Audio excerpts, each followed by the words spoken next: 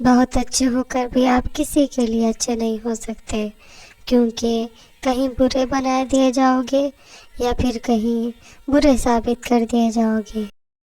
جس نے کسی کو اکیلے میں نصیحت کی، اس نے اسے سنوار دیا، اور جس نے کسی کو سب کے سامنے نصیحت کی، اس نے اسے مزید بگاڑ دیا۔ جس شخص کے دشمن نہ ہو اور سب دوست ہو، اس جیسا منافق کوئی نہیں، کیونکہ دشمن اس کے ہوتے ہیں جو حق کی بات کہتا ہے۔ 1000 لوگوں میں سے اس ایک کو عزیز رکھو جو تمہاری غیر موجودگی میں تمہاری عزت پر کوئی داغ برداشت نہ کرے۔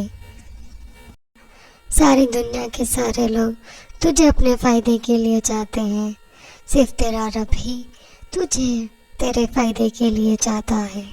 صبح کی نیند انسان کے ارادوں کو کمزور کرتی ہے۔ منزلوں کو حاصل کرنے والے کبھی دیر تک سویا نہیں کرتے۔ جب اللہ کسی کو پسند کرتا ہے تو اسے خوب آزماتا ہے، بس تم صبر کرنا، کیونکہ صبر کرنے والوں کی منزل جنت ہے۔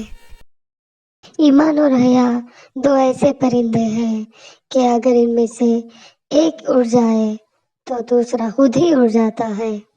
جسے تقدیر پر یقین ہوتا ہے وہ اپنے اوپر نازل ہونے والی مصیبتوں سے نہیں گھبراتا۔ بہت سے انسان ایسے ہیں جنہیں زبان نے موت کے گھاٹ اتارا ہے۔ سب سے زیادہ قابل نفرت وہ شخص ہے جو لوگوں میں عیب تلاش کرتا ہے۔ صرف 2 لوگ مقدر والے ہوتے ہیں، ایک وہ جنہیں وفادار دوست ملتا ہے، اور دوسرا وہ جن کے ساتھ ماں کی دعائیں ہوتی ہیں۔ نماز پڑھا کرو، کوئی ملے نہ ملے اللہ مل جاتا ہے، اور جب اللہ مل جاتا ہے تو سب مل جاتے ہیں۔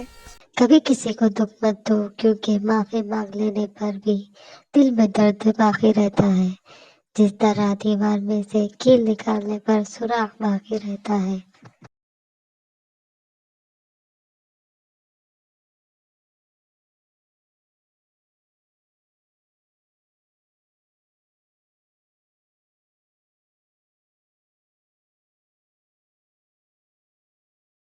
یہ دنیا بھی کتنی عجیب ہے۔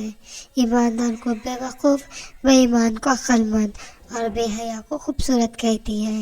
4 چیزوں جنت کی طرف بلاتی ہیں: 1 صدقہ کو چھپا کر دینا، 2 مصیبت کو چھپانا، 3 والدین کے ساتھ نیکی کرنا، اور 4 جب تمہارے مشکلات حد سے بڑھنے لگے تو سمجھ لو کہ اللہ تمہیں کوئی بلند مقام دینے والا ہے۔ اگر کامیابی چاہتے ہو تو نمازی بن جاؤ، کیونکہ نماز کے بغیر کوئی بھی کامیابی ممکن نہیں۔